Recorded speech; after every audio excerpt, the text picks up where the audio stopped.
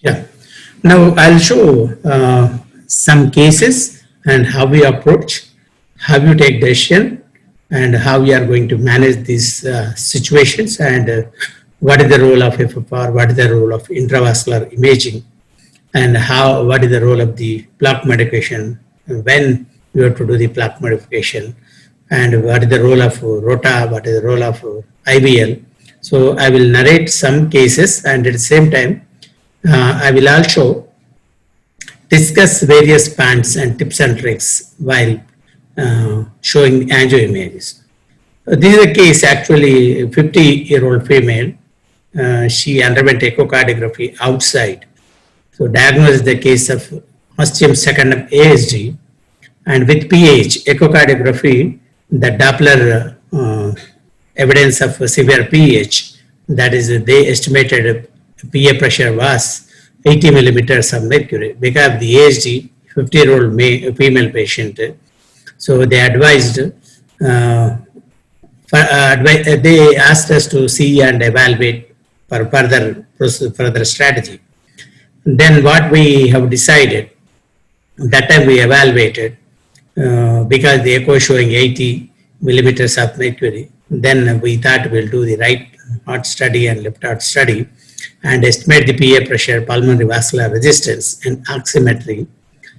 Surprisingly, PA catheter has shown very low pressure, that is almost like 36 normal pressure, that is 36 by 60 millimeters of mercury. So considering the normal PA pressure on cathode, then we did the RSCLC that showed significant left to right shunt.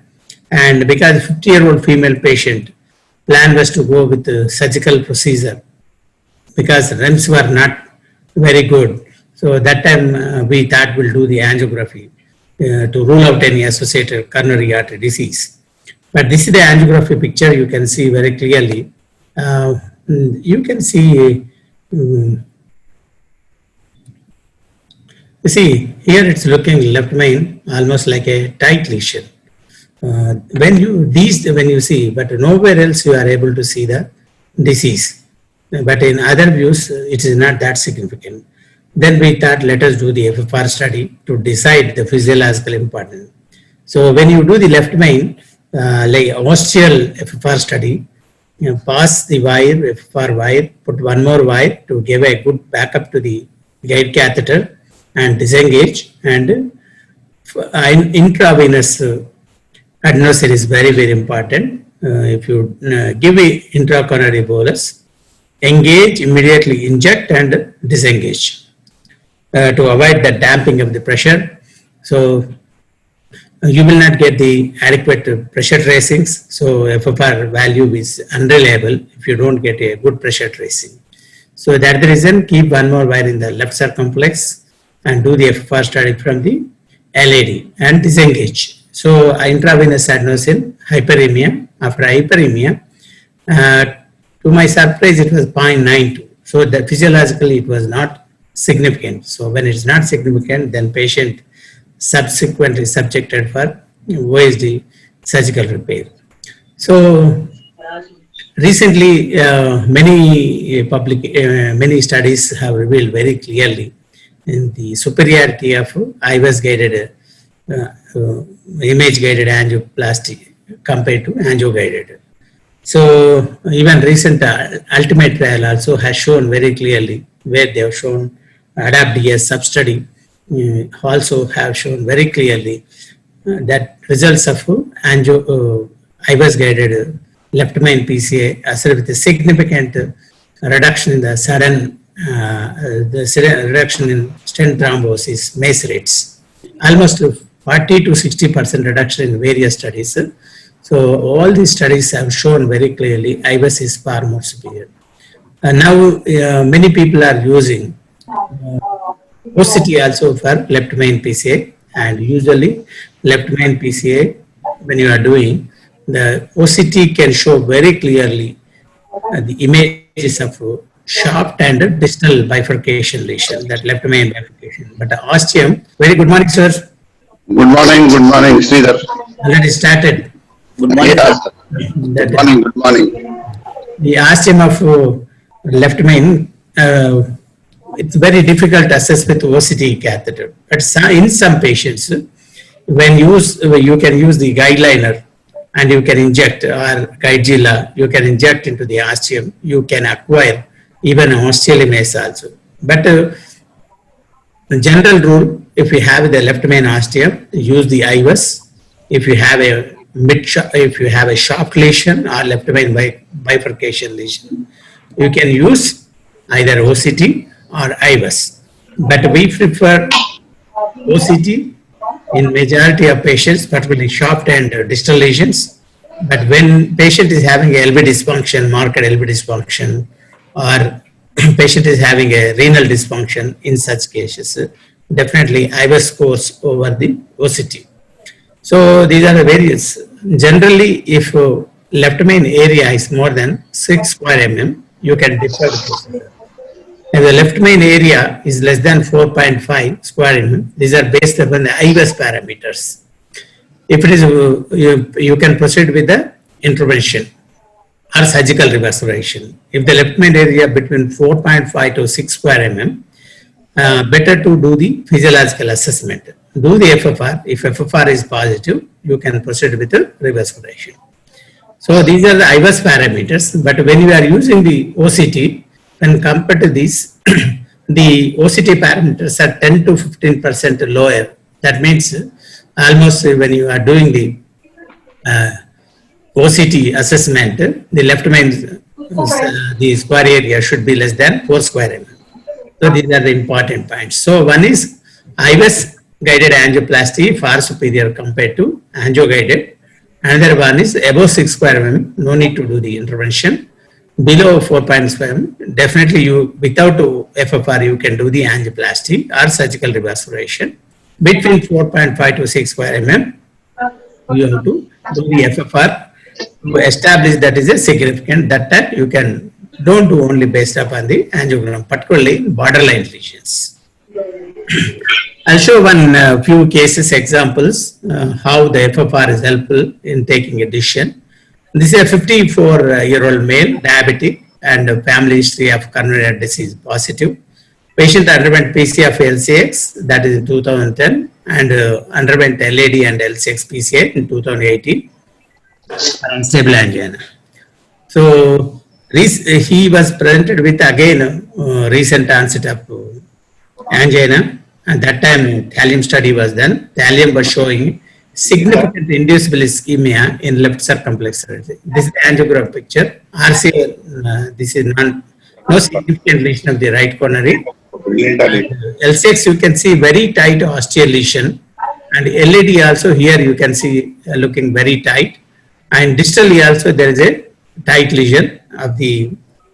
So how to proceed? This case actually thallium study showing definite inducible ischemia only in L6 territory.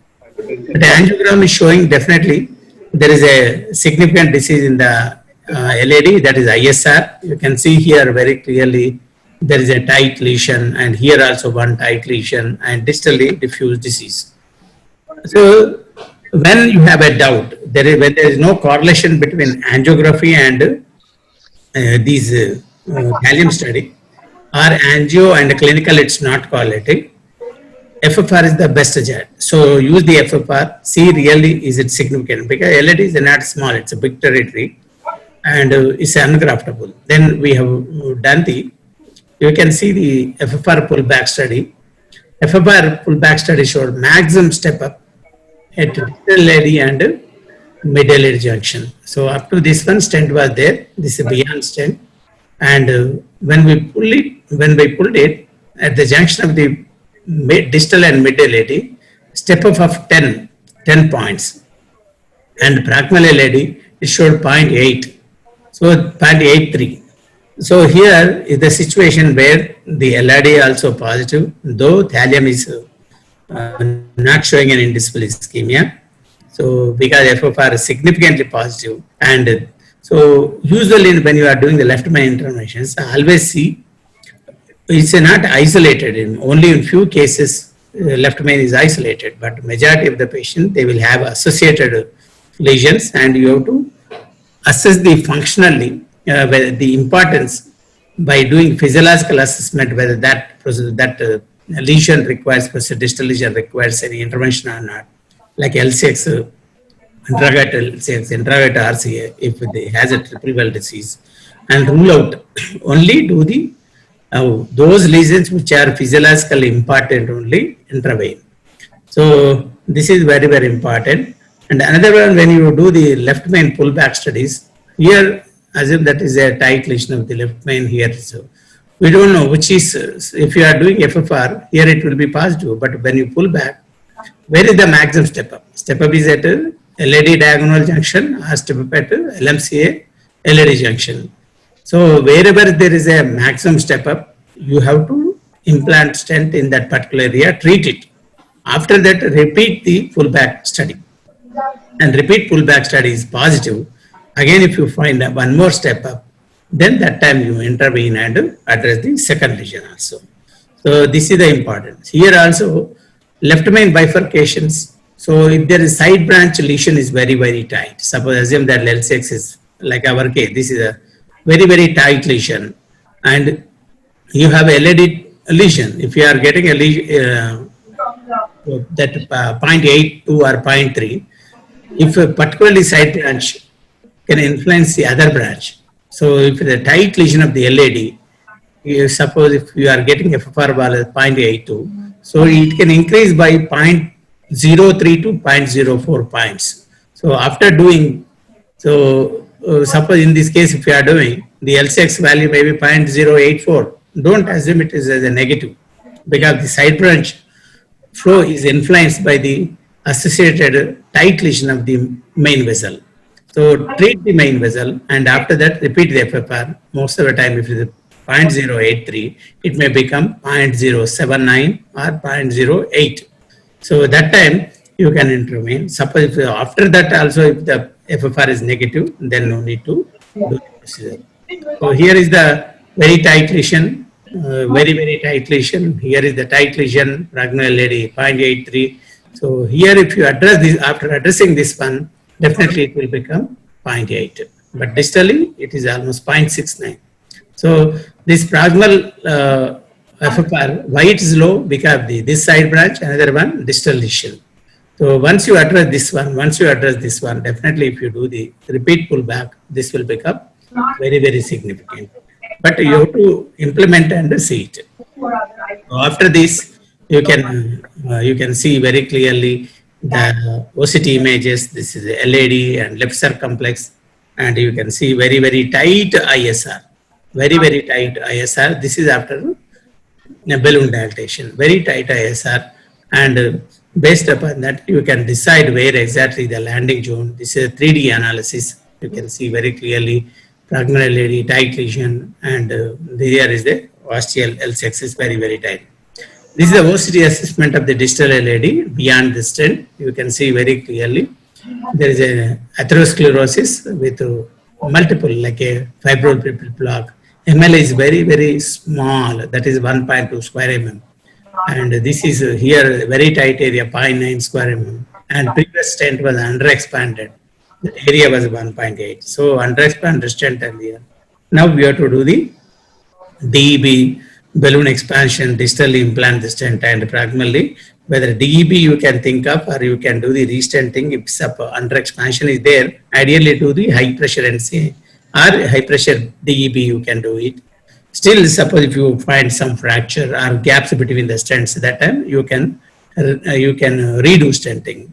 That's it. So this patient now, based upon our assessment, ostial L6 is very tight, diffuse ISR of LAD, and that is also showing the neoatherosclerosis distally, severe atherosclerosis. So based upon that, because ostial L6 is almost anchored in the LAD, there is a block in the left main. So then we thought of we'll go ahead with the this is a distal LAD stenting. Then we went with the DK cross stenting. That is ostial L6 was stented with 2.75 mm into 12 mm resolute onyx. This is a side branch assessment of the ostium of the L6, and then assessment of the proximal LAD area. So always take the image and what kind of block before implanting the stent. whether patient requires any plaque modification, particularly in a long strand cases, already ISR lesions or diffuse long lesions. It is better to rule out, always better to rule out any calcium is there. Suppose the severe calcium is there, angiography may not be visible. Angio assessment, the sensitivity of angio detecting the calcium is only 50%.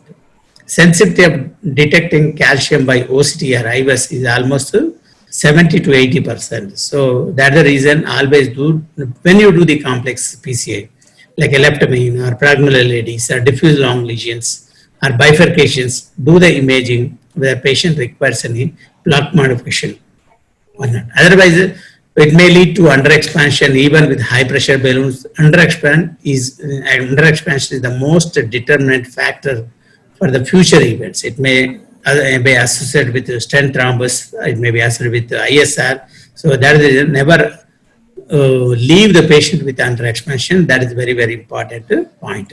So here then LMCA to LAD stenting, crushing the after I have not shown all the steps like do the side branch stenting. After that, do the first kissing, cross the stent, first kissing. Then I am going to, here I am emphasizing mainly on imaging. In subsequent cases, I will be showing the technique of the DK crush. So we did the DK crush stenting. Then this is the analysis post stent. You can see longitudinal view very clearly showing the LAD stent is very, very excellent. Side branch you can see very clearly. Left main very clear you can see. The left main area is 11 square mm and LAD is 6.3, 6 is 7 square mm. So assessment, you can see 3D analysis very clearly, side branch opening. You can see the LCX ostium is very and the 3D image you can see very clearly. These are the images you can see how the analysis of the left main. You can see the LAD ostium is nicely opened. LCX is also very nicely opened. So this is the final view. This is the image guidance of the. This is another case like a 57-year-old diabetic present with recent infraval MI referred to us with a triple vessel disease, and patient was referred for bypass surgery. And then we thought the left model line. Let us do the FFR assessment. Suppose if the FFR is negative, even if they put the graft, the chance of patent graft is very low if the FFR is negative. So then we did the FFR study. Whether suppose FFR is positive, definitely surgery is indicated because left main involving the LAD. And here if you see the angiogram, the OM is diffuse disease when compared to the catheter size is much, much smaller. So in such case, graft is very unlikely. And LAD is the one which is very important here. Whether that LAD graft is going to helpful or not, that we have to see the FFR before going for bypass surgery. You can see the right coronary is very, very dominant, super dominant, very tight lesion of the right coronary. Then we did the FFR study and always do with adenosine infusion, IV, particularly when you do the left main assessment. And this is the FFR is negative. Then we did only left main. You see the right coronary too big. It's a super dominant, almost supplying more than 50% of the myocardium. Then we did the stenting of the right coronary. Now patient is doing well. This is one classical example where you can see this patient. I borrowed it from Dr. Shailendra Singh. Actually, this case underwent bypass surgery in another hospital, came to our hospital with palpitations. Because the palpitations, no significant angina, patient was doing well, and we did the angiogram to assess the graft status, whether they have any because of the ischemia or anything. Then you see the both grafts closed within 2 years. Like he underwent CABG, SVG to LAD, SVG to IM in 2015, and this angio was done in 2017. And you see the left main angiography is looking like a very significant lesion, distal left main. And then we did whether here you have to take a decision whether to do the redo bypass surgery or left main PCA. Right coronary is fine. It's a non-dominant and both are negative. the FFR study of LAD is negative, FFR study of L6 next. Both are negative, then that is the reason both grafts closed, because the net visual flow is very good. So then we advise only medical management for this patient. So there are many studies are there to support the FFR outcome. So particular DIFFER study, FAME 2. So all of you go through these studies and keep enough academic background when you are doing the left main, the usefulness, FFR and everything. And all of you are very familiar with the DIFFER, FAME and FAME 2 trials. But if you see the Mayo series, they have done almost 7,358. But this is a retrospective registry. It is a very large data. And this showed less MACE with FFR. And even a ASAN FFR study also has shown very clearly fewer stents and less MACE rate. So there is enough supportive data. So imaging very, very important in left main PCA, because all studies like ADAPT-DX, sub-study and ultimate trial and many meta-analysis, as I showed earlier, PAR group, and all these studies have shown here very clearly the IVUS results are superior compared to angio-guided. The stent thrombosis is almost reduced by 50 to 60%, and all MACE rate, general dictum, almost IVUS reduces the MACE rate by 50 to 60% compared to angio-guided group. So always before assessment, before doing any PCA, first assess the plaque. What kind of plaque? Is it a lipid plaque, fibrolipid plaque, or is there any calcific plaque? If the calcium plaque is there, is it significant or not significant? If it's significant, do the plaque modification. And once you implant the stent, you just see the stent adequate size stent have you chosen, that length of the stent and dimension, that is the diameter of the stent. And once you do the stenting, is it apposed well? Is it expanded well? And have you landed in a good landing zone? That is, have you landed in a landing zone with a TCFA or landing zone with a calcific plaque, or the plaque burden should be less than 50%. Suppose if you have landed in a unhealthy zone, the chance of future reinstance, edge reinstance is very high. So another thing, always see, have you left any significant intimal dissections, leave it. Significant medial dissection or dissection more than 60 degree or more than length more than 2 mm and more than 200 microns depth. These are all very important. And the tissue prolapse is there, or intra-stent thrombosis is there or not. Suppose significant intra-stent thrombosis is there, you can add some glycoprotein to be, or adequate heparination have it done or not. All those things you have to see. And if during follow-up, you should see how is the stent, intimal growth is adequate or not, any ISR is there, or any stent thrombosis there or not. So here, this is when you do the imaging, first of all, you should interrogate the LMCA segment, LAD segment, LCA segment.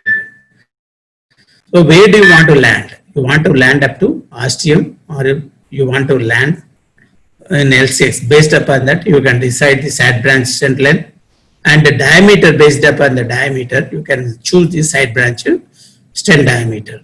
And here also, to what length, where is the landing zone, what is the minimal luminal area, what is the diameter of the LAD stent, what is the length of the diameter. And when you do the LMCA, suppose assume that you are taking a 3.5 mm long stent extending from the left main to LAD. Here, nominally inflate, and here upsize, like a LMCA is about to 5. You have implanted 3.5 mm. You take the part balloon and take the 5 mm part balloon and upside, increase, expand. That is very, very important. So that you can approach very well. And with part, the stent starts will open nicely into the L6 ostium, and crossing of the branch wire axis will be very, very clear. So that's the reason you assess haziness, like sometimes angiographical the lesion looks like a hazy. It may be because of the thrombus or calcium, it may be because of the dissection. So in such cases, the imaging will help you to decide is it because of the calcium or thrombus or dissection. And if the calcium is there, whether rota is required or not, decide the length. And you can also decide, suppose the L6 is not significantly involved. You can do the simple provisional stenting, left main to LAD. So L6 osteum is free of disease or with minimal plaque burden, then you can choose the provisional stenting. Suppose if LAD is minimally involved, you can go with the LMCA to L6 provisional stenting. So provisional stenting of the LMCA to LAD or LMCA to LAD, you can choose depending upon the plaque burden in the main vessel as well as the side branch.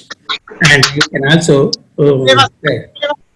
and this is the already I have emphasized this one. This is a 7 randomized studies with the DES. That is, they compared with 1 versus 2 stents, and 8 meta-analysis have shown very clearly that if you do the complex procedure like a 2 stents technique, the MACE rate is more. You see, cumulative incidence of target vessel failure, that is 22% versus 16%, all bifurcation. This is more in with the left main, like a 21% versus 29%. So, angiographically, once you do the stenting, provisional stenting, left circumflex may look like a significant lesion, but when you do functional evaluation, it may not be very significant. You can also choose whether 2 stent is required or provisional stenting is required based upon the imaging, like a significant osteal L6 disease by IVUS MLA, that is less than 4 square mm, or if the plaque burden is more than 50%, you have to think of the 2 stent technique. So after you have done, you have finished provisional stenting. If the stenosis is more than 75% side branch, if the flow is reduced or dissection is there, or osteal L6 with MLA less than 4 square mm, again you have to consider like a provisional tap, T-tap stenting, or you can T-stenting, you can do it. So this is the one, before doing procedure, based upon the MLA area and plaque burden, you can choose whether patient requires a 2 stentings or provisional stenting, or after provisional stenting, the stenosis is more, if the reduced flow or dissection is there, MLA is less than 4 square mm, again you can think of the. So this is the plaque distribution, like a side branch is free of disease, and if the side branch plaque is there and main vessel and main branch is diseased, and angle is also very, very important. Diameter, is it more than 2.5 mm or less than 2.5 mm, and only osteal or more than 5 mm. So based upon this, you can choose whether provisional stenting or 2 stent technique. These are various plaques like a fibrous plaque or calcium or red thrombus. These are the images, and and you can also see the OCT image of, this is called spiky carina. Suppose if the carina is overhanging on the side branch, when you deploy the balloon with high pressure, because the calcium, it can compress this carina, this side carina shift, and it can cause the side branch closure. So this is also very, very important. This is called spiky carina, eyebrow sign, and if this is there, definitely side branch closure is very, very high. So if the angle is more than 60 degrees, the closure of the side branches, we will take 3 parameters. One is bifurcation point to carina tip length, one is carina tip angle, another one is side branch angle. So based upon that, you can predict whether side branch is going to close or not. And here, when you are doing the OCT images, you can see whether are you crossing to the distal strut or brachial strut. So always if you cross to the distal or mid strut, that will be ideal, particularly in provisional stenting, where the scaffolding of the side branch, the osteal is very well scaffolded with the stent struts. And this is various types of calcium when you do the OCT. It is superficial or deep. This is superficial calcium. This is a nodular calcium. If you see the superficial calcium, if you see the calcium nodule, and that is a thickness, particularly greater than 5 mm depth or greater than 180 degree arc, greater than 5 mm in length, definitely you have to do the, whether you take the IVUS or whether you do the OCT, based upon that, you can decide whether patient needs any plaque management.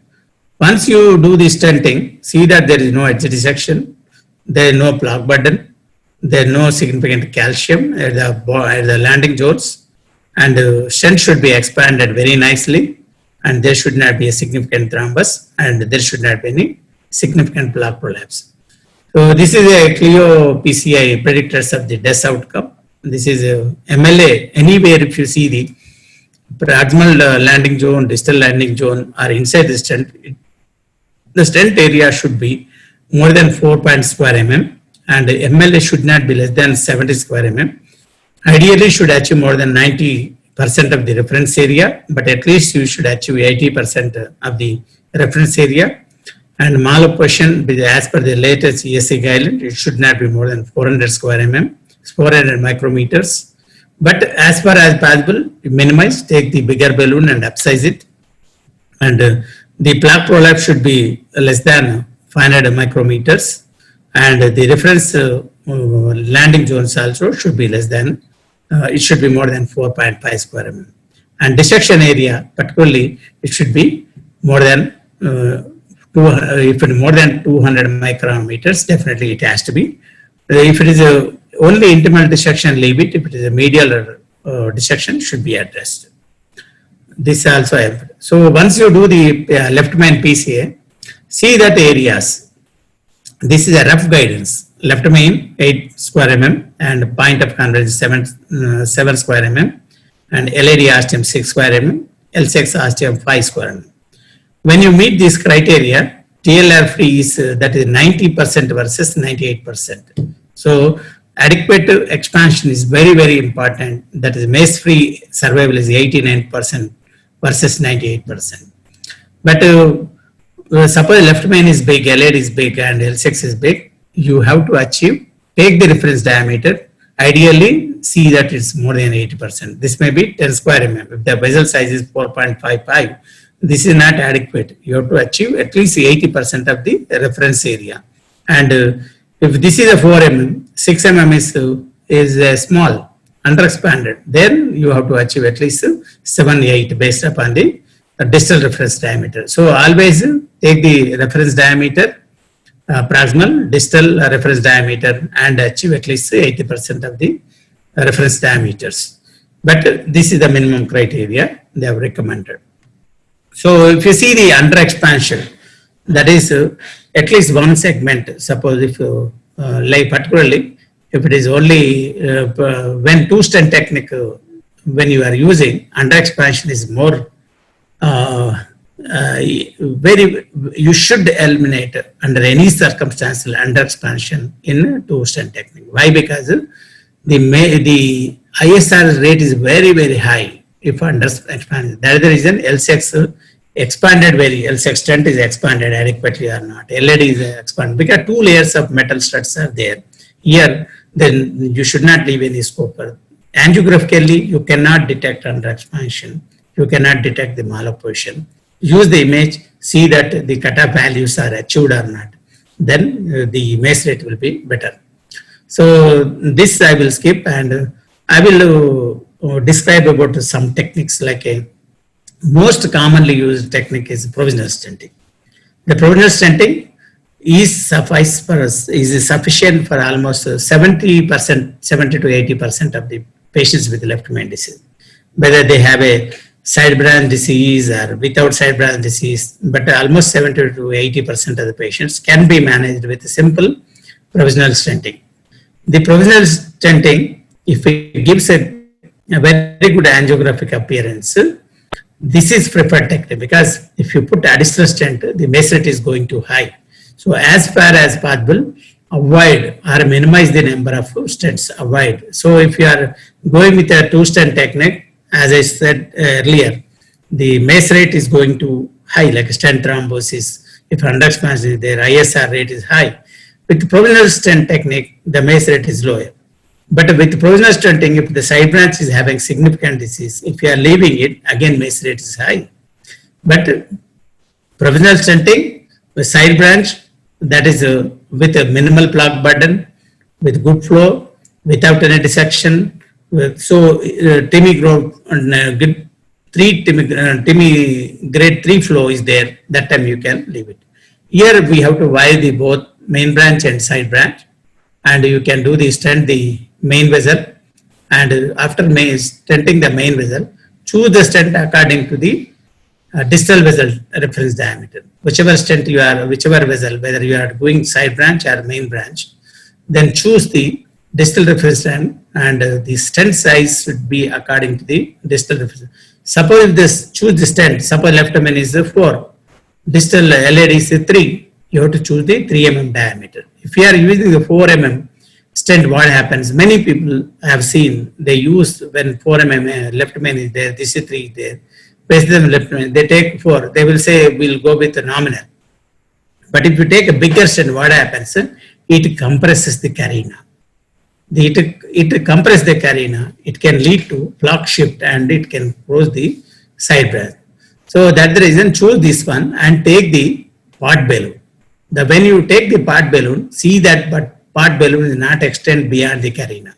So the distal marker should be proximal to the carina, and see that the size of the pot balloon should be covering the adequate length of the stent in the left main. Don't put the pot balloon beyond the proximal segment of the stent or beyond the distal, beyond the carina point.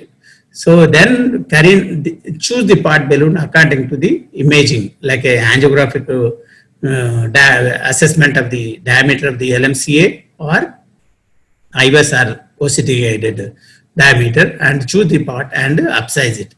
When you are doing the upsize, what happens? You see the stent is here across the side branch. When you are doing the part, what happens? Now you see the side branch is nicely covered with the stent struts. So here this border should be moved toward the ostium of the side branch. That is very important point.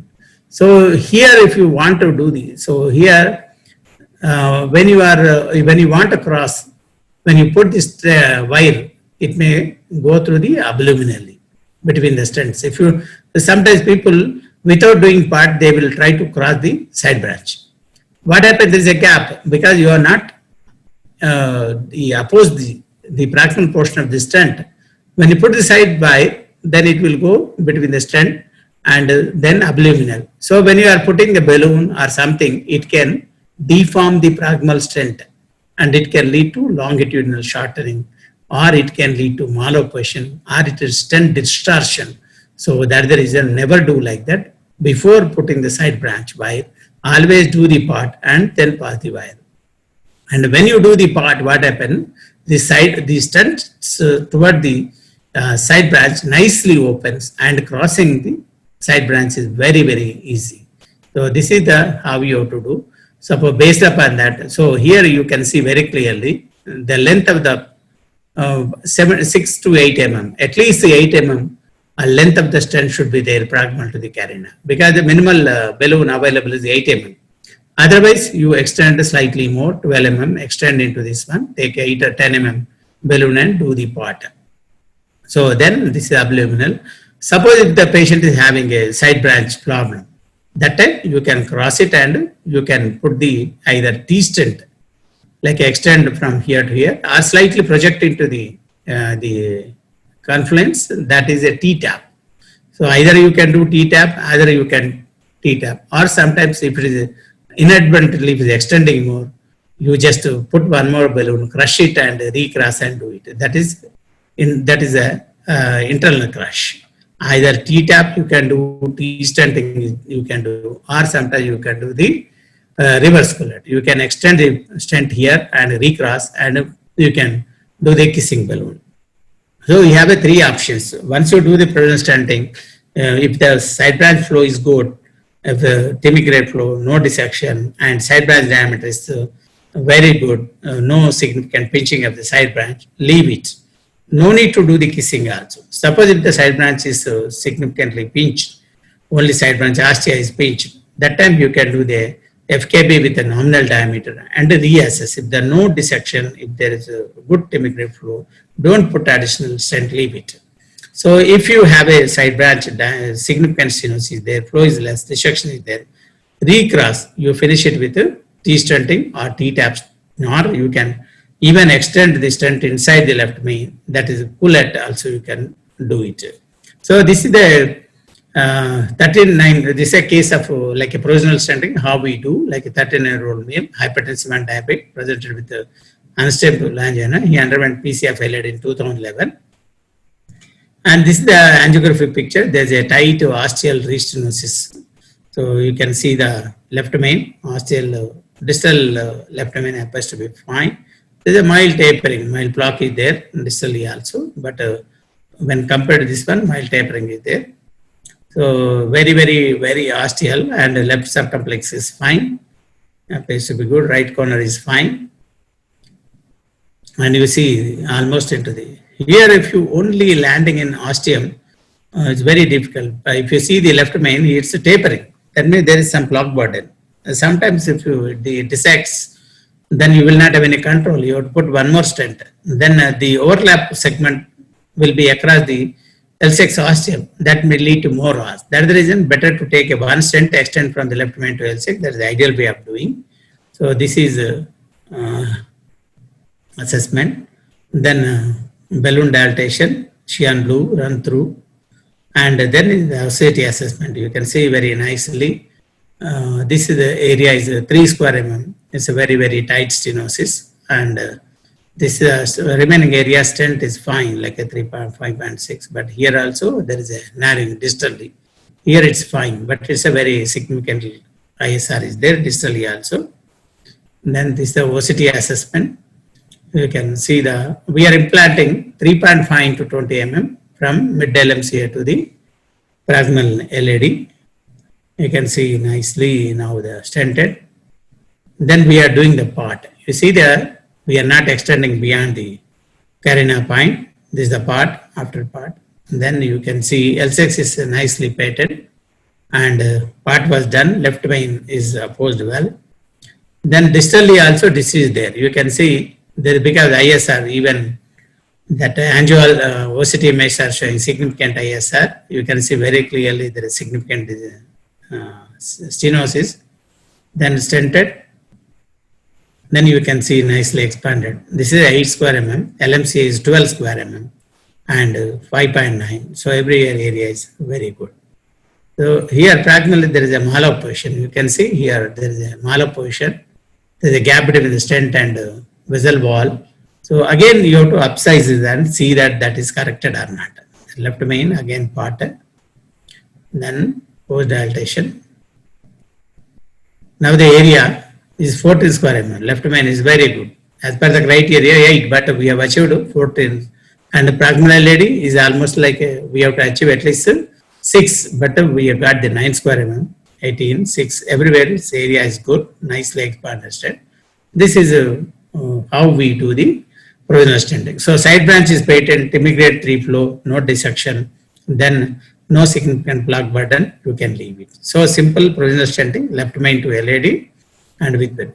This is a tap. How we do the, like here in tap technique, main vessel stenting you are doing and do the part. After part, cross the distal strut, not the proximal. After provisional stenting, always cross the distal strut.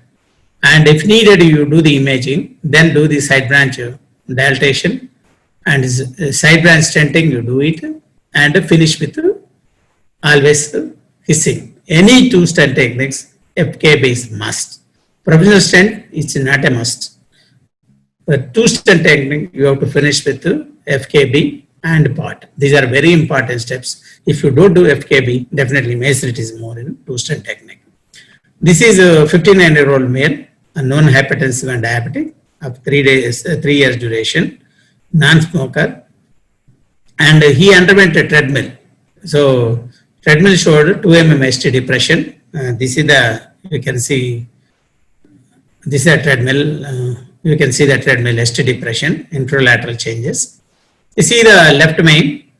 Fortunately, your left circumflex is very non-dominant, very long left main, very tight distal left main disease, and you can see very clear. There is a very LAD diagonal bifurcation lesion is there. You can see the LAD diagonal, but it is not appearing very tight. So then we thought we'll do the left main to LAD stenting.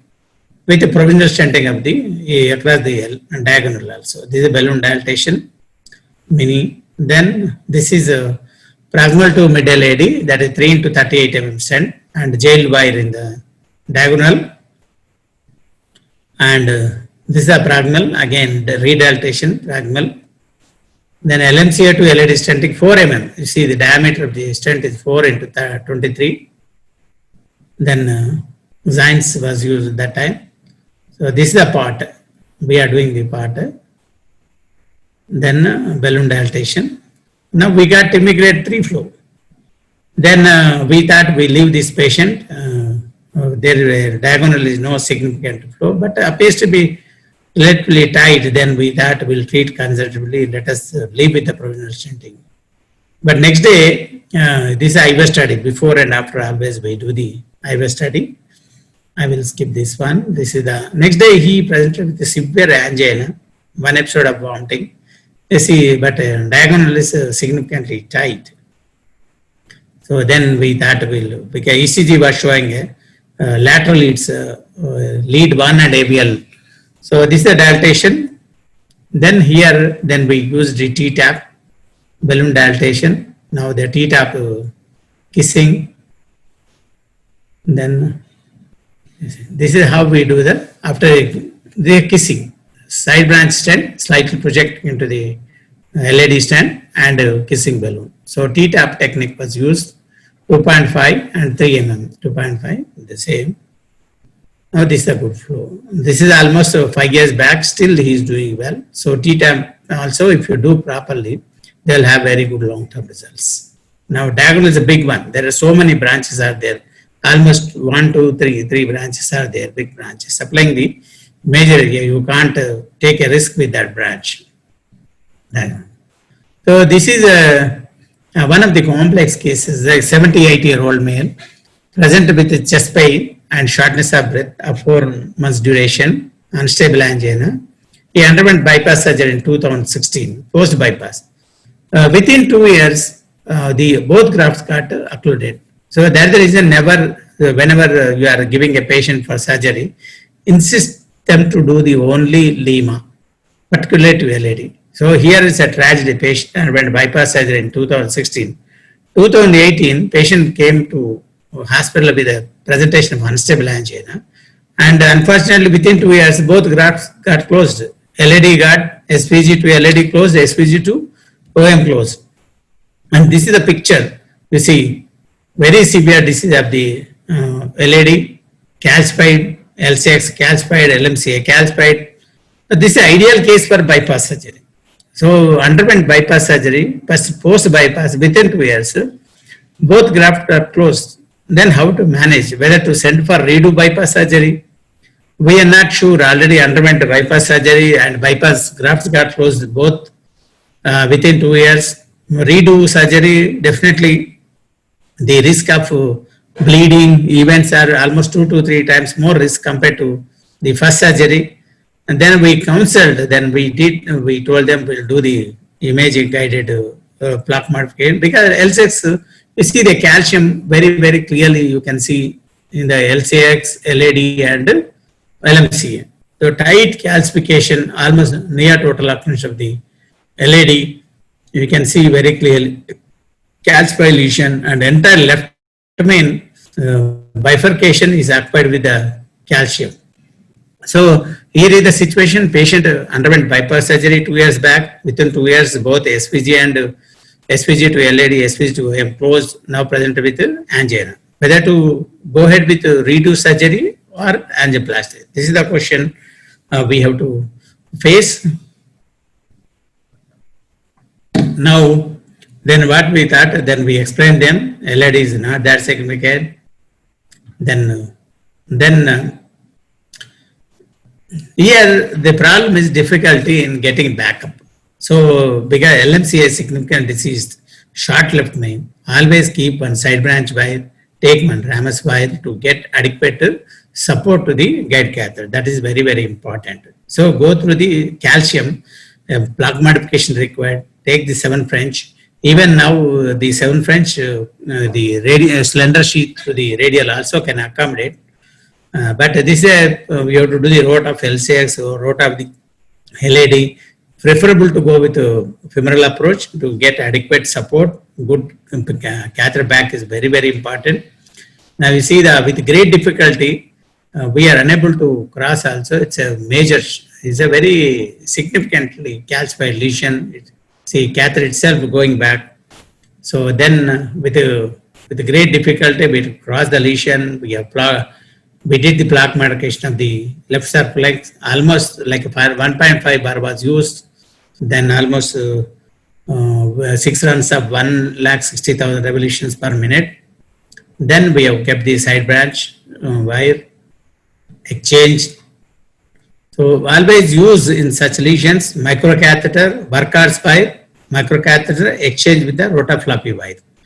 Don't use the extra support wire, the standard wire, only floppy wire in 90% of the cases. Use the extra support wire only if they have a osteal lesions. Otherwise, wire bias are very common. Only use the floppy wire. This after.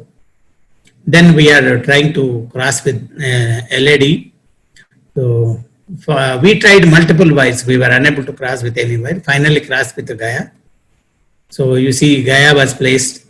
Then we are trying many, like a microcatheter, we tried Tornus, we tried Corsair. To cross that lesion, we are unable to cross. You see, catheter is going back. It's not giving adequate backup. Once you are pushing the balloon, the catheter is falling back. So that means a very tough and tight lesion, balloon uncrossable. So then Tornus were tried, Corsair were tried, but it's not going. Then what we thought is the case for Rota.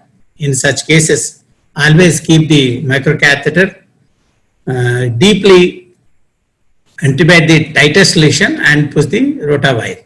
So now we have fortunately Rota wire crossed the lesion, but is into the one of the diagonals.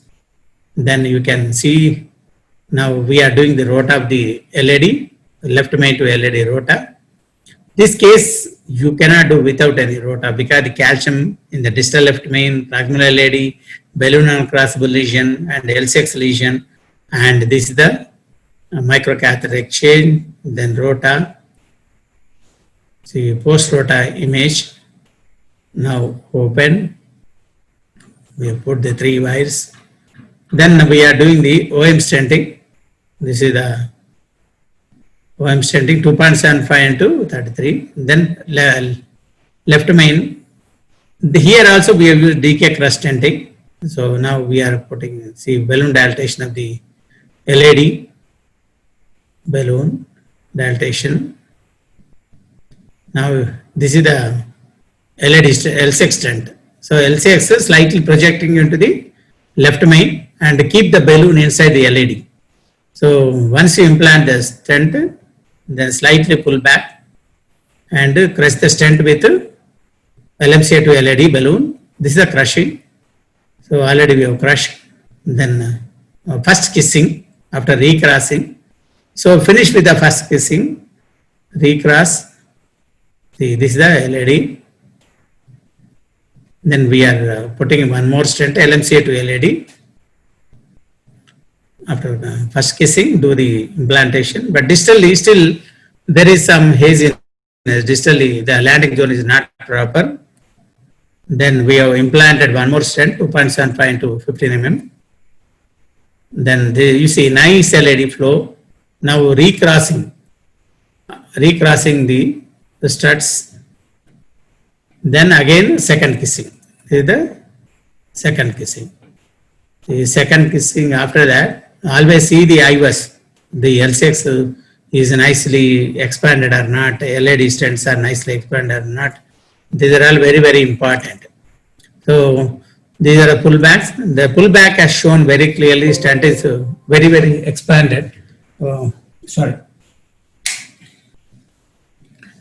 Battery was not there. So now nicely expanded stent, left main stent, everything is nicely expanded. So after doing that, then if suppose not expanded, take bigger size and then expand it further. So now this is the final view.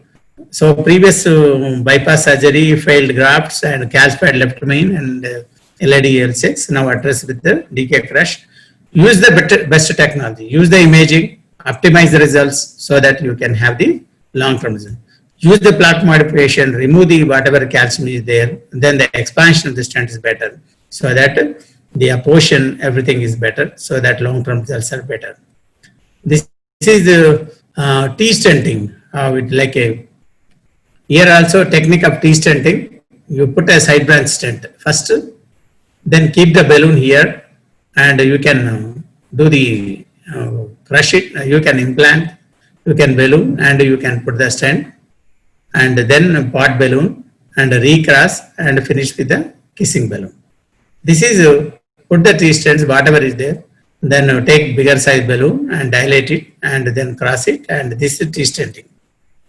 This is another case like a Coulthard. How we do Coulthard?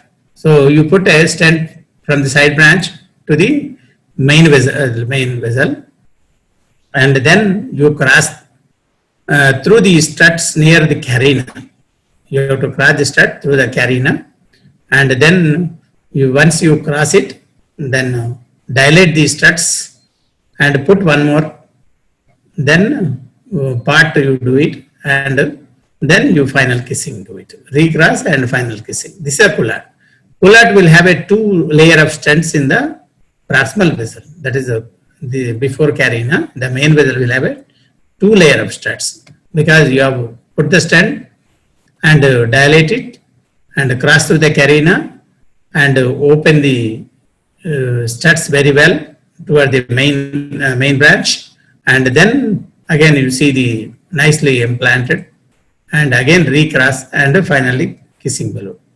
So this patient we did with hemodynamic support using ECMO, and when you want to use the hemodynamic support, suppose if the EF is less than 35%, ostial or mid, that is less than, very tight lesions less than 35% EF, or in the setting of ACS with EF less than 35%, or severe 3BD with EF less than 35%, last remaining conduit, or PCF vessel supply, large territory in patients with poor recovery, like ACS, hypertrophic cardiomyopathy, or severe MR, where hemodynamic imbalance is there, or baseline relative hypertension, like patients with cardiogenic shock, or patient because the LV dysfunction with the low pressures, or STEMI, or high risk NSTEMI, and age, that is particularly age less than 75. So these subset of patients require hemodynamic support. This is a 69-year-old male, non-diabetic and hypertensive. Patient had COPD, anemia, and NSTEMI. TROPI was positive. Left bundle branch block, severe LV dysfunction, EF 30%. Recently, in the hospital, he developed acute left ventricular failure and eclipse class 3 to 4 symptoms. That is because the severe symptoms, LV dysfunction, pulmonary edema. Then we will do the ECMO supported PCI. Angiogram showed like in 2015 he underwent PCI, that is 3 stents to LAD and L6, and the patient was also he was having a AF, and this is ECMO support. You see the L6 is very tight lesion, and calcified LAD, bifurcation lesion. You can see the very clearly entire LAD is calcified, L6 is calcified. You can see the distal LAD. Here you can see the disease. RC also diffuse disease. And this is ECMO, ECMO insertion. We use the left femoral vein and left femoral artery, and we put the temporary pacemaker, because the L6 is very huge, very dominant L6, and with a critical lesion. Then balloon dilatations, L6 stenting. Fortunately, with the balloon only, it's opened very well, and imaging was done. That didn't show very significant. So now our intention is to go with the Coulthard technique. That LMCA to L6, L6 is very big, 4 into 20 mm resolute annex was implanted. You can see the nice post dilatation. Then guide wire in LAD, it's pulled and recrossed through stent struts. So we are crossing the struts. Again, LMCA to LAD balloon dilatation. So we are opening this stent struts. So LMCA to L6 we have put stent. Through stent struts we have crossed and we are opening the, you see still there is a tight lesion. We have opened it and LAD stenting. So extending from the that LMCA stent extending through the struts into the LAD. That means this portion of the left main is having a 2 layer of stents. This will have one is outer layer extend the L6 stent, inner layer LAD stent. So it has a 2 layers of stents, that is 3.5 to 18 mm. See the post stent, and distally it was a bridging. Then because the bridging was significant, we thought we'll avoid the distal portion. Distal LAD, some portion, then we dilated 1.5 mm. See, this portion was stented with 2.25 mm into 34, and this is the portion. This you observe very clearly. Here it's a tight stenosis because of the bridging. So then bridging segment better to avoid the stenting. Then we avoided and we landed just proximal to the bridging stent. So then L6 struts were recrossed. So you have to do the final kissing. So we have to recross the L6 struts. Then this is the final kissing balloon, that is 3.5 into 15 in LAD, 3.5 into 15 in L6, final kissing. You see the nicely flowing. So I was showed very nicely a mala portion in the proximal LAD. Again, it's dilated with high pressure balloon dilatation. See the nice. So when image shows nice opening after finishing the final kissing balloon, if the left main no mala position, if left main is not showing any under expansion, even for you no need to do the even a part. Suppose the image you are not using, compulsory you have to do the part. That is very important. So here the flow to LAD is LCX is nicely open. Coulard technique was used. Coulard technique relatively more complex because recrossing the through struts, again you have to recross the LCX through the 2 layer of struts. So that is also more complicated. So this is also like a side branch stenting, like a same T-tap stent, T stenting only. This is how we use the like a IVL in case of intravascular lithotripsy, particularly in the calcium. So when you have a calcium lesion, like a 52-year-old male, hypertensive, diabetic, presented with CK, he is also having a chronic kidney disease. He was on dialysis. So he was referred from peripheral center. Actually, patient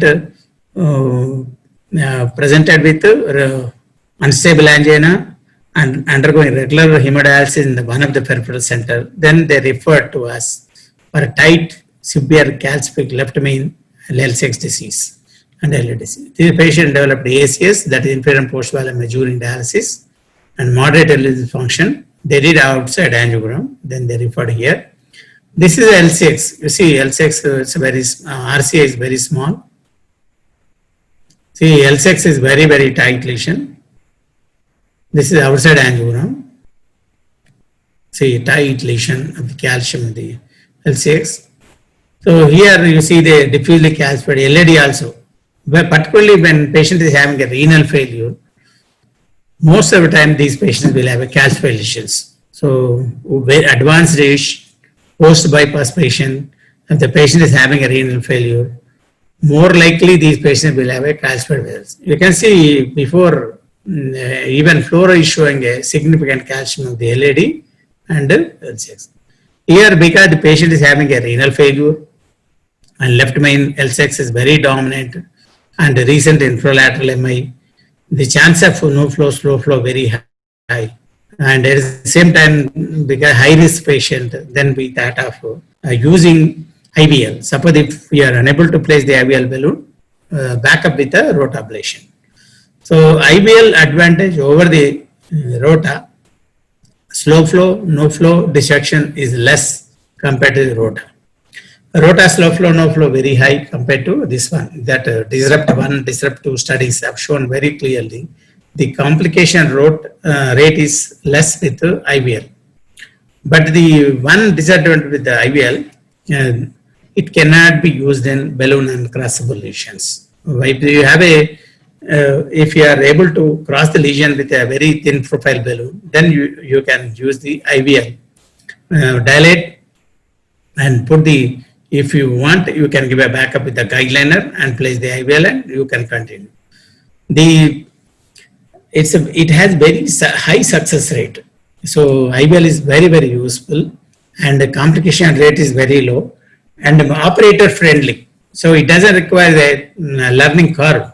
It's like any other balloon. You put the balloon, give the pulses and like a 10 pulses up to like a 8, you want 50, 60 or 80, depending upon the lesion, you can continue.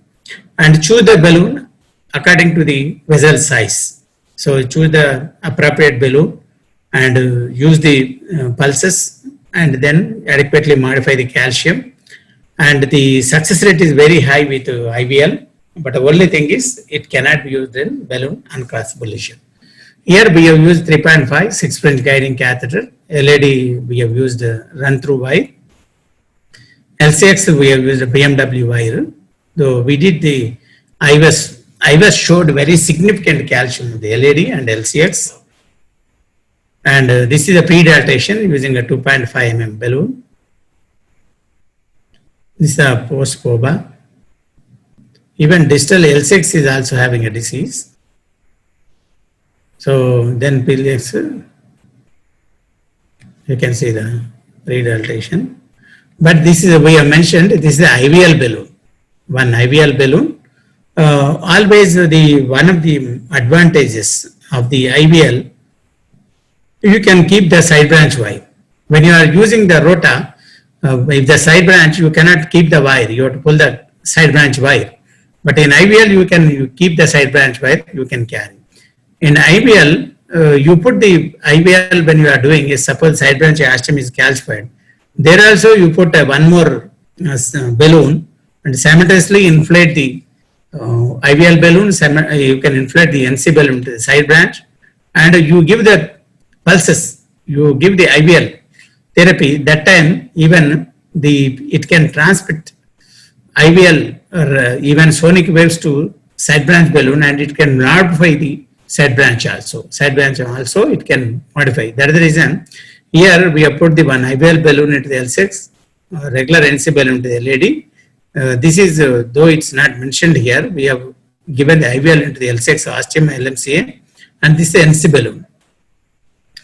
So this is the L6, you can see very, very tight calcium, more than 270 degrees calcium, and we see the very, very tight calcium. And this is also LAD also, you can see, we see almost like thickness is also, you can see here, very tight calcium of the LAD. And distal left main is also significantly calcified. This is the thickness of the calcium, you can see very clearly. This is the thickness. Now this is the IVL. After completing the IVL therapy in the LCX, we gave 40 pulses of IVL in LCX lesion, that LMCA to LCX lesion, and again 30 pulses of IVL into the LMCA to LAD. That is, we used 3 into 12 mm balloon, IVL balloon, and we gave IVL of the L6, IVL of the LAD, and we also did the kissing balloon, that IVL with the NC balloon into the left main junction. So 30 pulses. You can give a 10 pulses. So again, finished L6. This is a post IVL. You can see how nicely it's expanded. Sorry, one. This is the post. You can see nicely. You can see very nice compared to earlier. Now it's well expanded. You see, calcium debridement is nicely took place. Compared to definitely. You can see the cracks also. See areas of cracks also. You can see post IVL. You see this is the crack, calcium crack. So it creates a micro bubbles when you give a sonic waves. When you are giving electrical energy, it creates a small micro bubbles. These micro bubbles rapidly expand and collapses, generating nearly 50 atmosphere pressure. So very high pressure. That is the reason it can crack the calcium, not only superficially placed, even it can address the deep calcium also. The advantage of the IVL not only addresses the superficial calcium, it also addresses the deep calcium. So it creates the bubbles at a pressure of 50 atmospheres, rapidly expanding and collapsing, that creates a cracks in the calcium plate, superficial and deep. So that's the reason. This is also one of the best mode of treatment. Stents with ISR, with underexpanded stent. So you put a stent unknowingly without using imaging, calcified vessel, you put the stent. As 1 year later, he came with a severe ISR, with underexpanded stent, with underlying severe calcium. In such cases, better to use the IVL. So IVL can address the calcium behind the stent struts, so that then expand it very well. So you can, there if you use the rota, some people they use rota also for underexpanded stents in with ISR, particularly because of the calcium. But one of the main disadvantages, this is called stent ablation. The stent ablation, the rota can abrade the stent struts, and it can create a fine metallic debris, and it creates more heat generation, slow flow, no flow, high. And sometimes if you are pushing very rapidly, and if you are pushing very forcibly, it can cause the balloon, and it can cause entrapment of the rota. So burr displacement, burr detachment, burr stall, and all these are common complications in underexpanded stent with calcium. In such cases, if you use the IVL, IVL can address the deep calcium. It can expand it very well. So that is the reason ISR with calcium, definitely it's one of the best method to choose. So the another option, you can choose the laser technology also for these patients. So, but the laser still not yet available in India. So another one, you can use the orbital atherectomy. The orbital atherectomy, the difference between the rota and orbital atherectomy is forward and backward cutting. So when you are pushing also, it can cause the ablation. When you are pulling also, it can do the plaque modification. So whereas rota only during forward motion only, it can cause the rota ablation. But orbital atherectomy, while going like forward cutting and while pulling also it can. So, and also with what happens in orbital atherectomy, only one catheter size. By increasing the speed of the orbital atherectomy, then burr size increases like 80,000 to 1,20,000 square feet. So only the same console, same burr, but only thing is increasing the speed, it increases the burr size. Whereas in rota, if you want 1.25 is not there, then it's not adequate, you have to go with 1.5, you have to 1.75 or 2. But not that in the case of the orbital leather. Only increase the speed, increase the size of the burr. That is the advantage. And more friendly. Now the rota also like a more, they made it a more sophisticated, more operator friendly. Only single person can operate. So they have removed all these cylinders and everything. So these are the advantages with the rota is widely available. Many senior operators are exposed to it. It needs 2-3 persons to operate, though sometimes it can be operated by very well experienced single operator. But many times you need one more person, and it needs a definite learning curve. And if you are not doing meticulously like a burr speed, pecking motion, and if you are not following properly, it can lead to burr stall or burr entrapment that may be very catastrophic. Whereas IVL, where it's available, and many times anywhere in a peripheral center also you can use it. It doesn't require any learning curve like any other balloon device. You can use it. This is now available in India. Though compared to Rota, IVL is more expensive, almost like 3 lakh. This is like a 1 lakh, 90,000 to 1 lakh. So the advantage of the Rota, definitely more control you can do. You need experience, everything, but they need proper hydration prior to taking a case, and post procedure also you have to maintain adequate hydration to reduce the slow flow, no flow, everything, and you have to maintain the adequate perfusion, adequate flushing. If you don't do these things, patient may lead to high debris deposits in the distal bed deposition and lead to slow flow, no flow. Whereas IVL, the slow flow, no flow is very, because it doesn't produce any debris. So because of that, the slow flow, no flow is very low, and even dissection also, cuts or cracks are less. Dissections are also less compared to the Rota. So this is after that pre-dilatation of the L6. So we have done the IVL of the L6 and LAD using almost 50 plus 40, 90 pulses. And then L6 pre-dilatation, always after plaque modification, use NC high pressure, adequately expand. Suppose still sometimes the patient, you have done the Rota. Sometimes Rota may not, it's a bigger vessel is there, like a 4 mm vessel. You have used a 1.5 mm. Still you need plaque modification. That time you can use the IVL balloon using 3.5 balloon. That is like a rotatripsy. You can, the term is called rotatripsy. You can use the combination of the Rota plus IVL, or you can use the open NC also. After that, if it is not opening, you can use the open NC and high pressure, expand it. And that is also very imaging also helpful. So after adequate ablation, do the image. So if you find the calcium cracks or fractures, or if you find a thickness of the calcium is less than 0.5 mm, definitely the chance of the expansion of the stent is very high.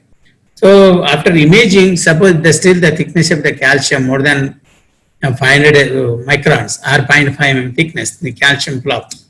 Or if you are unable to find the cracks or calcium fractures, then you have to upsize the bar. So image helps in assessing the severity of the calcium. Second one, after Rota or after IVL, whether have you done the adequate ablation? Have you done the adequate plaque modification also? It can guide. That means if the plaque, if you are able to see the clear-cut calcium cracks or fractures, or the calcium thickness, initially it was like a 1 mm, has become less than 0.5 mm.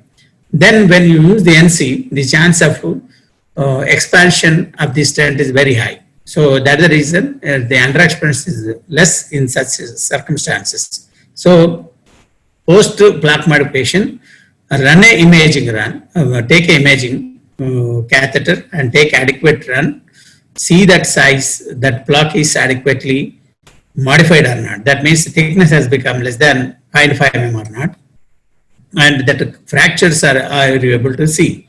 If those are seen, definitely, then you can very clearly go with the stent implantation, and with the high pressure NC, you can expand. Then we have put the 3 into Resolute Onyx, then LCX stent crush. So here also we are using the DK crush stenting, then LCX stent crushed with 3 into 12 mm. Here very important, adequately you have to crush the stent. If you don't adequately crush the stent, crossing the crushed stent struts is very difficult. So take the appropriate size. So you put the LCX stent, extending it, the small portion extending to the LCX. You have used only 2.5 mm balloon. It will not crush the stent adequately.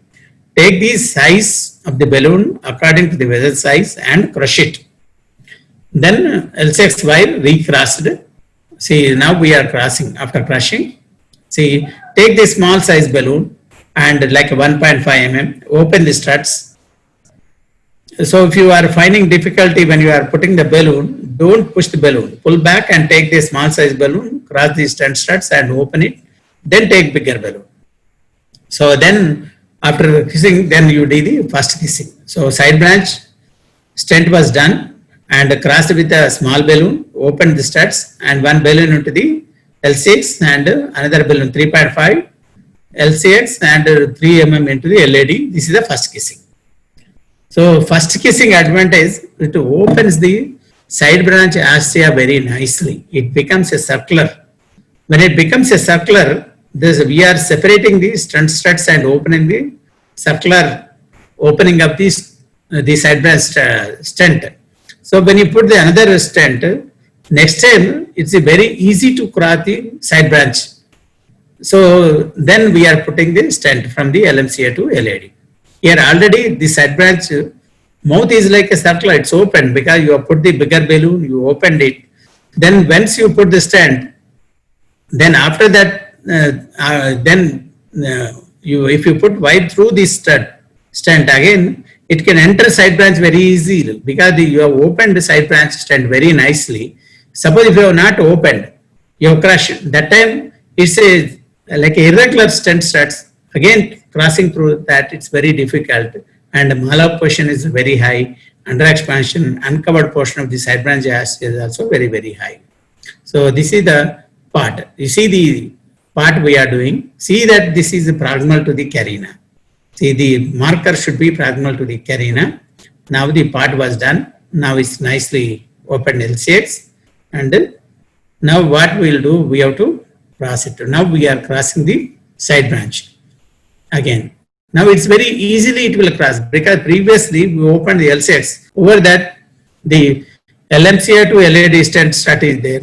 Then through that you can cross nicely. Suppose you have not opened the side branch earlier, definitely that the mouth of the side branch astia was not very clearly opened. The crossing is difficult. And here, many people think that in DK crush, because you have to cross 2 times, it's difficult. But second time it's much easier. But the first time also you have, there is no additional LED stent, so very easy to cross. And that's the reason DK crush is because the recent studies have shown very clearly long term. It was compared with the provisional stent and DK crush 3 is compared with the T stenting, it compared with the Coolert. All the, in every study it has shown beyond doubt the results are far better. Even the latest DK crush study 3. They compared to provisional stenting, it showed superior results. No other 2 stent technique is proven to be superior to the provisional stenting. But the first time, the DK crush stent, mostly it's because the covering of the side branch ostia, circular geometry, that might have predicted the long-term outcome. So crossing, again, the opening of the L6. Now this is the final second kissing balloon technique. So now we are doing the kissing balloon of the now side branch balloon, and that is 3.5 mm 12. So we have chosen 3.5. Second kissing, 1 into the LED, 1 into the L6. And you see further expanding the, this is called dot. Dot and part. Dot means distal optimization technique. Part means proximal optimization technique. So you do the dot of the distal and part of the proximal and kissing balloon. These are all very. That Y means sometimes even this portion may not be expanded properly. That reason optimizing distal stent also very nicely.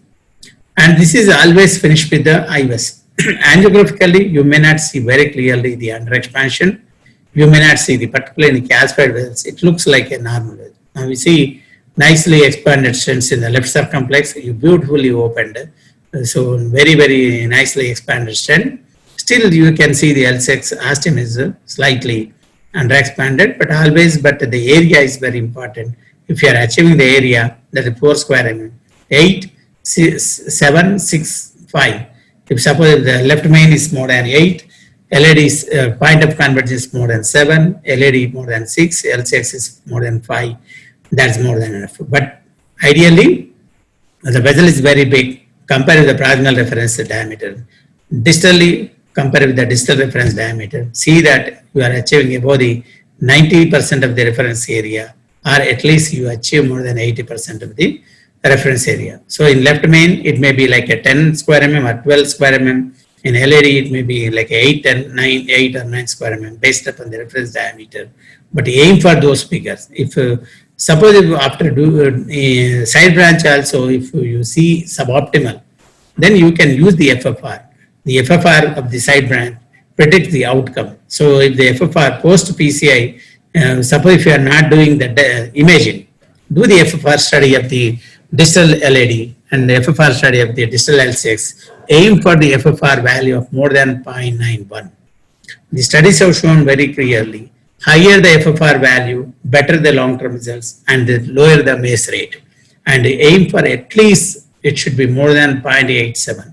Ideally, more than 0.91, but at least you should achieve more than 0.87.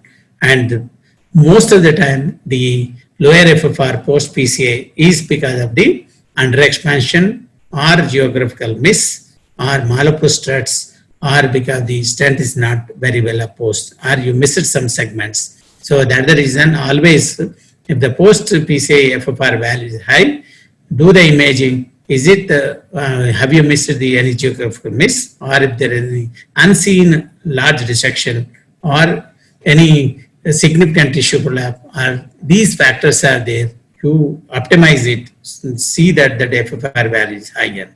But many studies have shown the higher the FFR value, lower the MACE rate. So ideally, more than 0.9 is the best, but at least you should achieve 0.87 to get the best long-term results.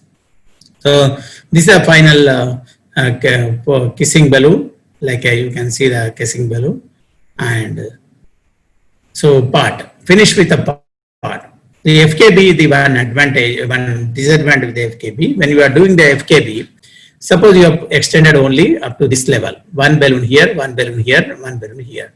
But when you are expanding, this will expand nicely. But here, it lead to like a deformation of the proximal portion of the stent, which was not covered with the kissing balloon. So that is called like a, what is happening, it's like a, here it will show unusual expansion, it will be this deformity. So it may lead to the longitudinal deformation of the stent also. That's the reason, once you do the FKB, take the final kiss, take the part balloon and make it symmetrical, that the proximal portion of the stent should be symmetrical. So asymmetrical expansion is common with the FKB because you are going with higher inflation here, but the proximal portion may not be influenced by the FKB. That is the reason, take the FKB and entire stent, take the part balloon, entire the proximal portion of the stent should be adequately expanded. So finish with the repart. The repart or part with side branch extension, or do FKB and dot part and FKB. These are the important. Side branches, minimal hugging balloon with, that is also one of the options you can consider to get the best one. So here, because the distal vessel also the fuel disease, what we thought would slightly do the balloon tackling, because calcium, if you very high inflation and only minimal modification to get the good flow. So then we did the, without doing any, because going through that and doing the rota again cumbersome. So then the flow is better. So then patency of the stent will be much better. So that's the reason. So balloon angioplasty of the distal stent using the DEB was done. Final result was good. So here is the patient with a CKD undergoing renal dialysis, severe calcium, the LMC and LAD-LCX, and high risk status. Here we did the IVL of the LAD, IVL of the LCX and left main, and using the DK crush and using the imaging guidance, optimization of the PCR results with a better expansion to get the best long-term results. So in left main disease, always do the FFR, do the imaging and optimize this. If it is really needed, only do it. This is a case like a 51-year-old male, non-diabetic, chest pain of 6 months duration, with a positive treadmill, and ECG showed T-wave flattening in lead 3 AVF, and 2D echo showed a very good LV function. See, this is a LCX. You can see where ostial LMCA 80 to 90%, mid LAD mild lesion, ostial LCX 80 to 90% lesion, ostial PDA. Now you can see the ostial LMCA. So now initially, only ostial LMCA stenting was done using 3.5 to 12 mm Resolute onyx. You see the stenting of the ostial LMCA. Initially, it was thought not that significant LCA, but what happened once you do the stenting of the LMCA, there is a LMCA distal dissection, the block in the LMCA. So in this case, always better to go with crossover stenting. Either extend the stent to the vessel, whichever is having a very more high plaque burden. Such case, always do the plaque assessment. Angiography will not show very clearly the plaque burden, particularly in bifurcation, because the overlap of the branch origins. Because that angulation may not be adequate. Take multiple orthogonal views and separate the branches very nicely. See that how is the plaque burden. Despite doing multiple orthogonal views, sometimes it is very difficult to show very clearly the plaque in the ostial circumflex. In such cases, better to do the imaging and see the plaque burden. Suppose L6 is significant, having a significant cache burden. If you are putting only left main stent, this plaque can lead to dissection. Ideal to put the stent from here to here. Provisional stenting, leave it if the LAD is fine.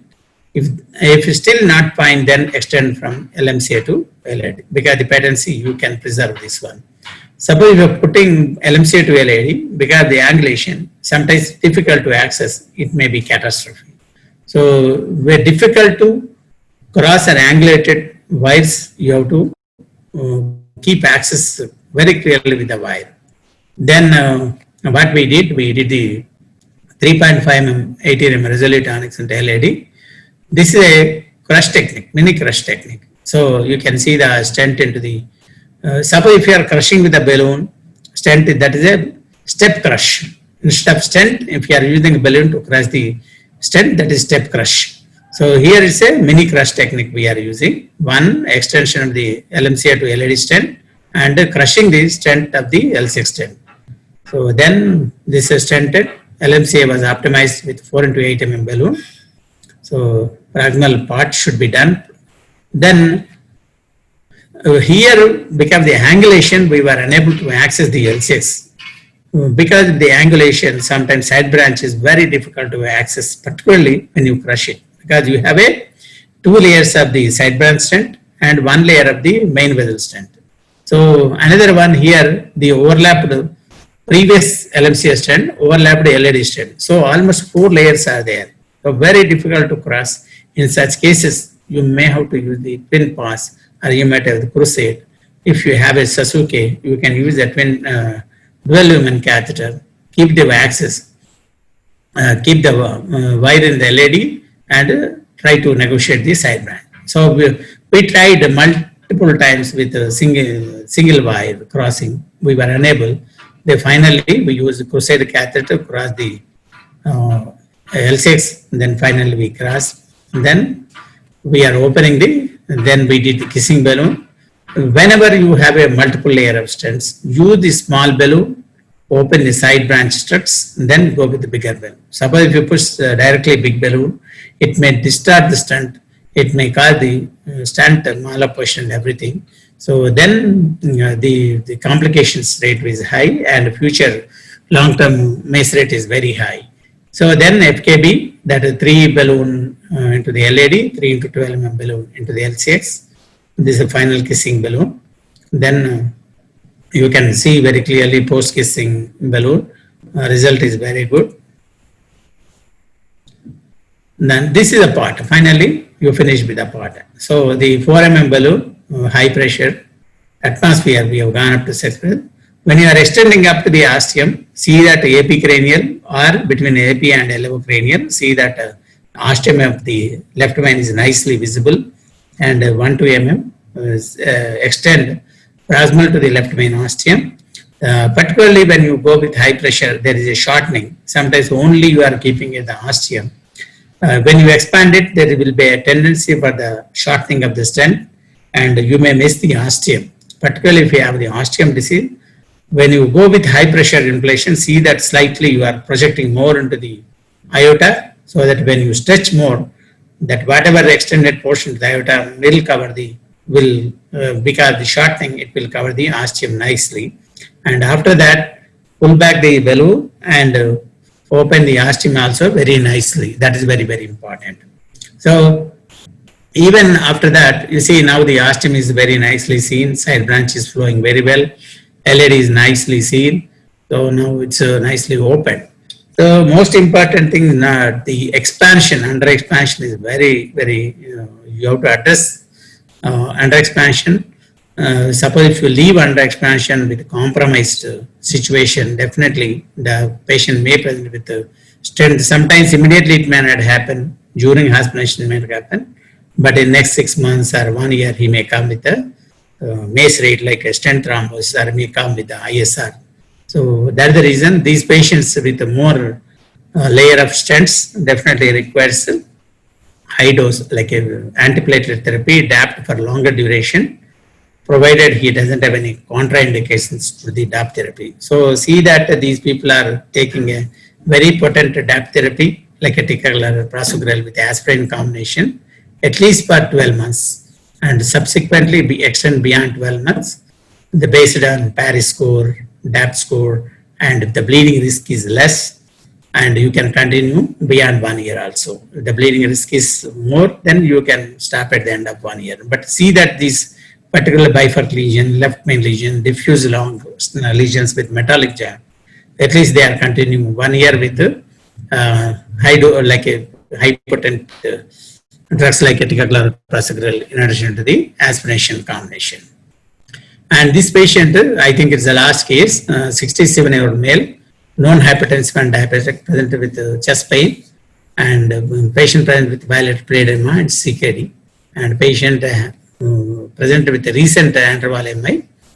Echo showed RWMF LED territory, and ejection fraction was 45%. Angio showed triple L disease, and these are the findings. You can see very. I think it's not running. Yeah, you can see. I think we were unable to see that film 1 minute. There is a tight osteoproximal LED lesion and L6 lesion. You can see their arms 1 meter. Now I think we are able to see.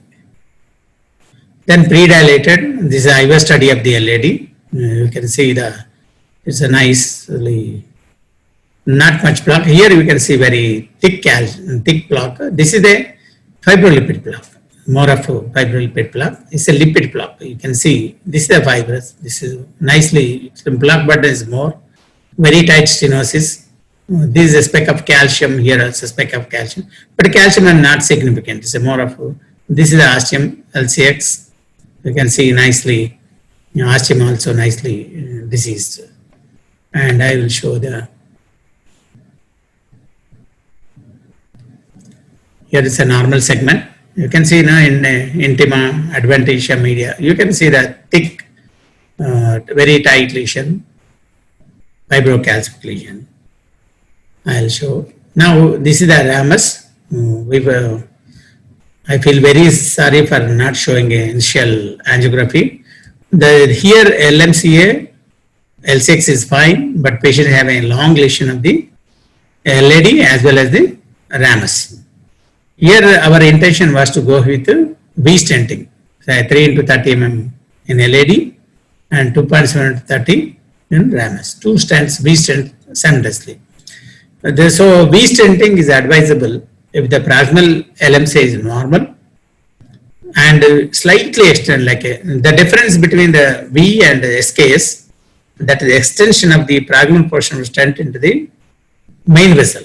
That means if you are extending only 2 to 3 mm, that is V. With more than 5 mm, if you are extending to the main vessel, that is SKS. So only 2-3 mm. Our intention is only 2-3 mm. This is ramus, this is LED. Same days we thought of LMCA is looking fine. Then do only stenting of the ramus with simultaneous. This is V stent. But results of V stenting is not very good. So SKS and V should be considered only in emergency situation. SKS like acute MI, LMCA like a very big LMCA, significant long lesion of the LED and LCX, where 2 daughter vessels are of equal size, main vessel is very big, and if you are able to put like a 3 mm balloons, 3 stents with the LED of equal size, LCX equal size, and both are very critical lesions, emergency, interval MI, with the VTB of an emergency situation, you can go ahead with the SKS. But SKS results are, there is no long-term data of SKS stents, and no randomized studies also to show the long-term results of the SKS. A few operators have shown the results with their technique, but overall SKS will leave a two parallel stents extension into the, like a double barrel extension to the left main. So that lead to a diaphragmatic type of ISR. And in future, the side branch access is very difficult, and wire can cross through the struts, and accidental, if you lose the wire again, to place the wire very, very difficult, and proximal, if the patient is having dissection, it's very difficult to cover it, you have to crush another stent. So SKS is as far as possible better to avoid. It should be used only for emergency situation. V-stent also results are not very good. Better to avoid the V-stent. Either better to use the DK crush or Gullet. These stents have shown very good results, and provisional stenting is the first option, with option of having a T-tap. That would be the best choice. Provisional stenting with the T, or if you are going with direct two-stent technique, you can use the mini crush or DK crush or Gullet technique compared to SKS or V-stenting, because the results are not good. Here the V-stent was done. You see the after stenting, so you can see it's looking nice, both LAD and Ramus looking fine, but subsequently post dilatation was done, LAD and L6, post dilatation with 3.5 and 3 mm balloon. So post balloon, you see simultaneous kissing. Then you see, particularly if they have a distal left main block, it lead to dissection. It lead to increased mace rate in future, because the landing zone is having a block. With B, definitely patient is going to have a resistance rate high. So now you see very clearly. Now again they did kissing, then kissing. Now you see the left main. There is a edge dissection. Proximal to the stent, there is a edge dissection. See, if you leave it, that may lead to thrombus in the left main, and which is more deleterious. You are closing all three branches, 1, 2, 3. So the entire left main territory is under jeopardy. So that's the reason then we thought we'll extend one more stent from LMC to LAD, crush the Ramus stent, cross it like a mini crush, cross it, and then you do the kissing balloon. So always any technique is not foolproof. Any technique you may face problems because of the landing zones or proximal dissection or distal dissection. That time you should know how to tackle it. Here the proximal edge dissection after V-stent, then only small portion of the Ramus stent extend to the left, that point of convergence. Here do crush it, then put one more stent. See, we are unable to deliver, use the guideliner. So guideliner and stent was delivered, and then with the stent it's crushed. You see part we are doing. So when you do the part, what happens, as I said earlier, the side branch opening will be very nice. The strut will be expanded so that it can cover the side branch nicely, and the struts will open toward the side branch so that the wire can go easily. And don't try to cross the side branch without doing the part. Always do the part and cross with the side branch. Recrossing of the Ramus with the filter XT, then dilatation. So because here what happened, you have a that already crushed stents of the Ramus and one more layer of the 2 layers of struts. So that time you have to use the serial dilatation, the 1.5, 2.5 balloon dilatations, then 5 kissing balloon.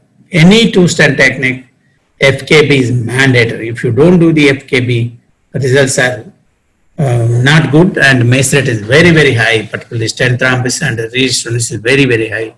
So all 2-stent techniques, FKB is mandatory. Provisional stenting, FKB is not mandatory. If you have a TIMI grade 3 flow, if you have a diameter stent more than 75 mm, if there is no dissection, you can leave it. But if you feel that side branch is pinched, you can flow is limited, you can do the FKB with minimal, with the nominal pressures.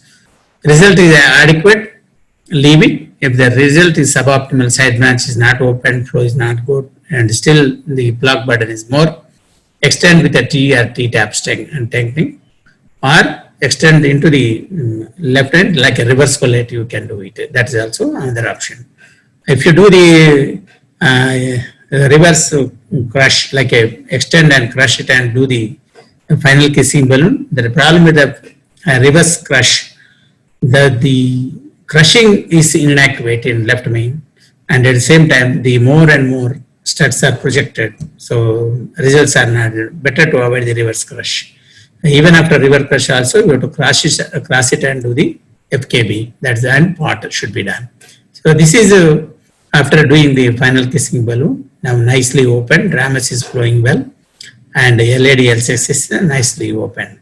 So with this one, I will finish my talk today. Today we have emphasized mainly on usefulness of FFR, usefulness of imaging, mainly IVUS and OCT, and various techniques and their tips and tricks, how to manage and when to give the hemodynamic support, also mechanical support. These things we have discussed. So left main is one of the most challenging intervention. So all of you should learn these things and always keep updating about the latest data, latest clinical trials, outcomes, indications, and most important for any interventions, never do unnecessary, unindicated intervention.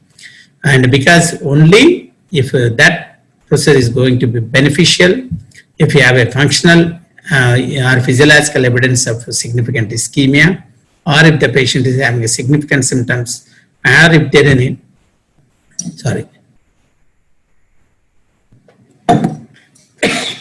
are there any evidence of large area of ischemic burden, those patients only require the interventions. And when you do the interventions, please read angiogram very carefully, analyze the angiogram very carefully, see for any calcification, calcium assessment, mild, moderate, or severe. If you don't have any imaging facility, but read out very carefully, and don't do any intervention without proper backup of adequate and needed gadgets. Don't put the patient with calcium on the table without a rota backup or without open NC backup, minimum open NC backup, without any IVL backup. Anyone, you can keep anyone. Because what happens if the calcium is there, your procedure time is prolonged. Indirectly, more balance you are using, more wires you are using, then cost of the procedure go up and prolong radiation to you as well as to the patient, and the cost will escalate, and ultimately it will be a procedure failure. So procedure failure, and that is the reason, give an adequate device, particularly when you do the calcium with high pressure balloon, keep at least one covered stent, whether Paprias or Graft Master, whatever it may be, but see that one or two the covered stents are available, because perforation can happen, pericardial tamponade, and see that echo, prolonged, see that the ACT monitoring is adequate, prolonged procedures, high risk procedures, complex procedures, these are very, very important. And guide catheter, are you giving adequate, good guide catheter support, like XP is there, EBU is there, right you are doing, like a right amplage is there or not, multivessel when you are doing left main.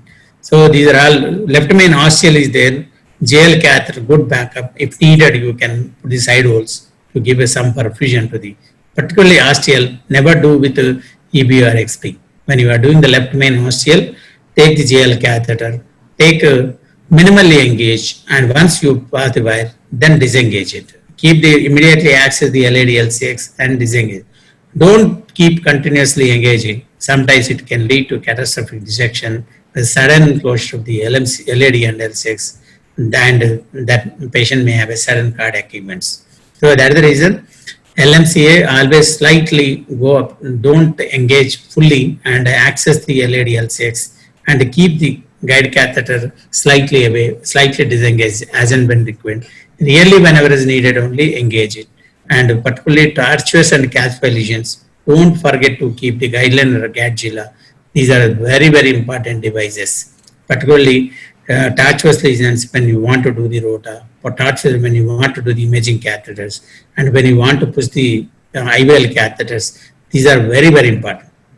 So, and most important thing is don't take these processes without adequate loading dose of antiplatelets. Adequate, and you may be doing a very, very good technique. But if the antiplatelet therapy you are not adequately primed, and at the same time adequate heparin you are not given, patient can have a catheter thrombosis, and patient can lead to like a patient. It may be sudden acute massive thrombus of the coronary artery embolism. It can lead to a sudden. We have seen patients suddenly collapsing because of the VTVF and the ST elevation. And at the same time, don't forget to frequently flush the catheter.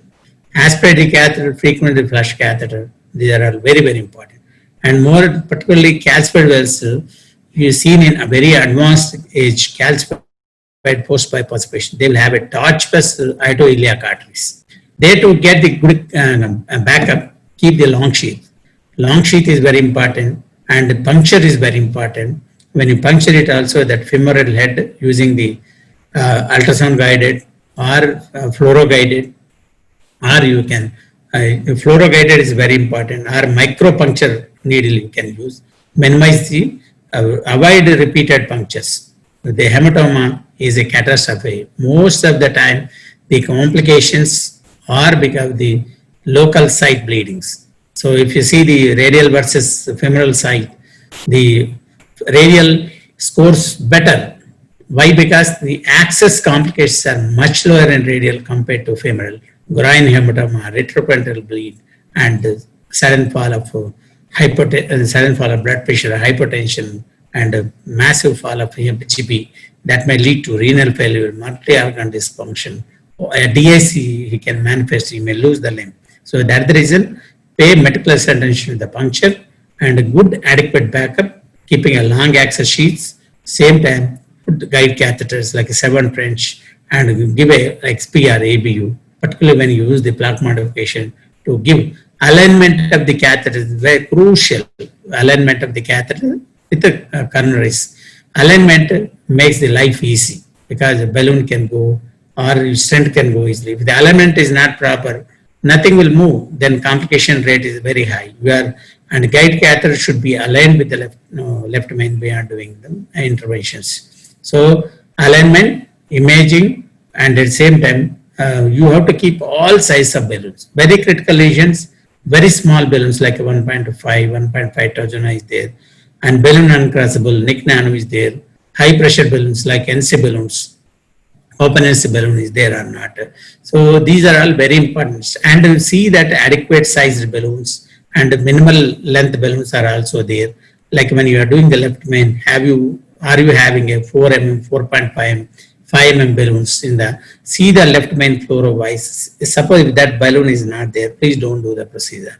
So these are all very, very important points when you are doing the interventions. I think this will be useful to you. So left main, when you are doing, you have to be more meticulous because something goes wrong, you are jeopardizing the major portion of the myocardial blood flow. That's the reason it will have a not only acute complications, it will also have a long-term implications. So try to address these by meticulous planning and only whenever is needed, ideally with functional physiological evidence of ischemia is there, that not small area of ischemia, at least more than 10% myocardial territory is involved, and these patients definitely will get benefited. Thank you. Thank you. And I request Dr. Shailendra Singh to say a few final words about the left main interventions.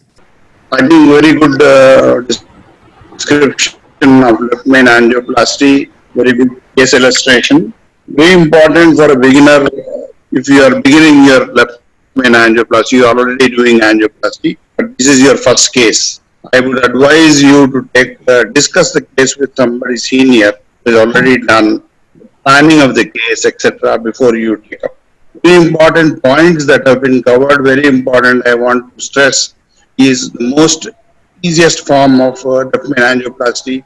is the crossover stent, where you have osteal lady region and you want to put left main to a lady stent. Very two important points that are very important is the size of the stent should be equal to the size of a LAD and not equal to the size of left main.